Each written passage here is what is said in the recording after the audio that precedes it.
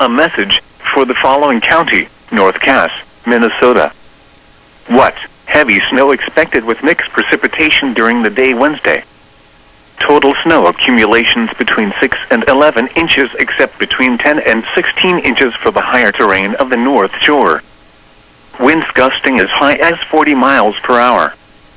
Where? Northern Aitkin, North Cass, Itasca, Carlton, South and Central St. Louis, and Northern Cook and Lake counties. This includes the tribal lands of the Fond du Lac Band, the Mille Lacs Band, Big Sandy Lake area and the Bois Forte Band, Lake Vermilion and Deer Creek areas. This also includes the Boundary Waters eastern and central area.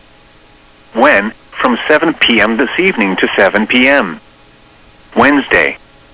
Impacts. Travel could be very difficult to impossible.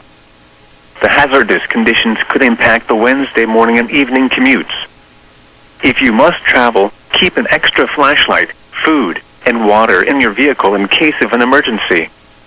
Call 511 or visit www.511mn.org for Minnesota road information.